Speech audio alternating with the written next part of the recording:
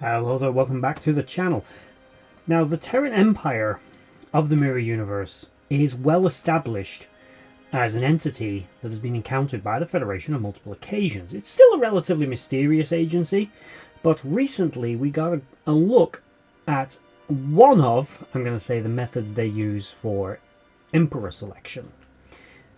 Now, we know that although the exact origins of the Terran Empire are a little mysterious, we do know that it was a relatively close timeline to the Prime timeline and only diverged in relatively recent millennia or centuries, comparative to the, say, 23rd century or 24th century anyway. One of the ways that the Empire seemed to establish new imperial rule was, as we saw in the 2150s, when Commander Archer captured the USS Defiant, a Constitution-class starship from the Prime timeline that had both jumped dimensions and travelled through time. We saw that, although he was ultimately usurped by Hoshi Sato, the ship simply rocked up to Earth and was like, "I'm your new Empress. Like it, or I'm going to start bombing your cities." Now, exactly what happened to the existing Emperor under this circumstance is a little vague.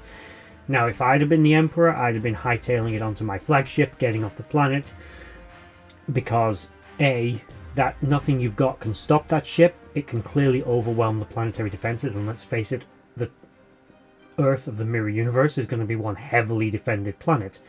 But the Defiant is so much more advanced, much more powerful. The Terrans are clearly not a match for it, and Starfleet's already lost a lot of ships because of the rebellion. So, whatever the reasoning, whatever the logic behind that, she was able to establish herself as Empress, as we see in non-canon sources. However, if we stick purely to canon, we don't actually know that Sato genuinely became the Emperor. It probably happened, but we're not 100% on exactly whether or not she managed to establish herself as Emperor. We do know that the Defiant went on to be the flagship of the Mirror Universe Imperial Starfleet of the Terran Empire after that, with some modifications, but other than that, little is known. But we recently saw how Empress Georgiou became Emperor Georgiou, and it's a little odd, in my opinion, but kind of cool and kind of in keeping with the Terrans.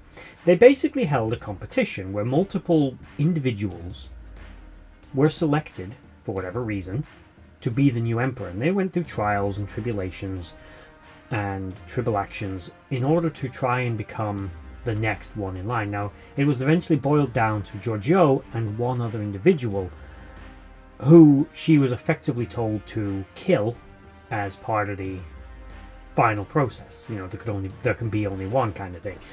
But equally, she had to kill her family because an emperor couldn't have familial connections, which, okay, fine. But realistically, she could have remembered that and gone, after you've made me do this and I'm emperor, in a year or so, you're going to find yourself in an agony booth until you're dead. But for making me kill my family. But it's a little interesting how the Terrans select new emperors.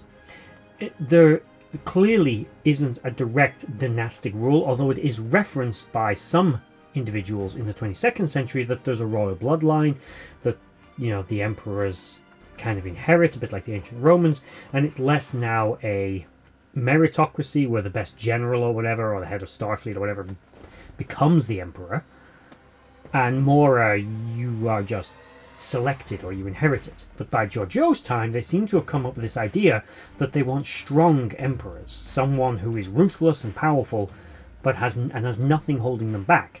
The thing I found interesting was Georgiou's family. They seem to be a family of fishermen or something of that nature. Nothing wrong with that. It just, what exactly got her selected? Was it like a competition and she sent off like a paper saying I'd make a great emperor because X, Y, and Z? Or was it something else? Was there a bloodline connection? Did she have some military service? Was her father or mother in the military, or both? What was the connection? Because there didn't seem to inherently be one, which is very interesting and quite progressive of the Terrans, that they don't think that you have to be born into nobility in order to achieve the ultimate status of emperor. But it does call into question what exactly made her qualified based on that scenario. But all things considered, they had many applicants, and she did turn out to be the best, and as far as we can tell, one of the most ruthless and vicious emperors of the Terran Empire. I don't know, I'm going to probably delve into this subject a little more deeply at some point in the future, in a more expansive video when I've had a bit more time to sort of digest all the information, and maybe something else has come out about it, more of it. But we saw this in the relatively recent long trek of Section 31, where we saw some of Giorgio's origins. And as I said, I'm going to go into that in more detail. I'm going to do actual episodes on that long trek as well. But how this impacts the lore of the Mirror Universe, I don't actually think... I've heard people say that it does, but I don't actually think it does, because I think it's pretty in keeping with the Terrans. The Terrans do seem to reward ruthlessness. They seem to reward strength and power, and they want dangerous, malignant people to be in charge. So it's actually, in my opinion, pretty in keeping with Terran culture for them to do something this eccentric, that they would just decide, you know, the Emperor could be anyone. We do know that anyone can effectively become Emperor in the Terran Empire. You just got to have the will and the ambitions, not necessarily the connections or birthright. In fact, it's likely birthright is probably discouraged by this point, because if we factor in the events of the 22nd century, where many people were of the opinion that the Emperor was perhaps weak, it was the inclusion or the introduction of a more ruthless emperor, either in the form of Archer or Sato or perhaps somebody else who ultimately took power at that moment, that maybe changed the rules. This could also have wider implications, and there could be a legitimate argument to be made that although initially in the short term this was a step up for the Terran Empire, it may have had a longer term impact on the culture of the Empire, making it perhaps a little too aggressive, a little too ruthless, or too expansionistic. It overreached itself, and ultimately this led to its own downfall. It's possible that those events of the fall of the Empire were directly or indirectly at least connected to how the Empire changed on a political landscape level. But that's again a topic for a future video. But let me know in the comment section down below what your thoughts are on these events that we saw in the Mirror Universe. Whether you personally think that it made any sense, or did you like it. I know that the Section 31 movie was not well received, and I ain't gonna lie, I'm not going to get into it in this video because I don't want it to trail on, but it had its problems. It had a lot of them as well. It had a lot of problems.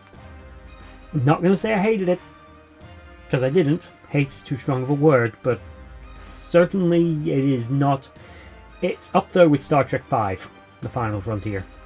It's definitely a competitor. But again, let me know in the comment section down below what you thought of it. Keep it civil. No need for arguing. They tried something, it didn't work. But why? Let me know in the comment section down below. And if you made it all to the end of the video, thank you for watching, and bye-bye.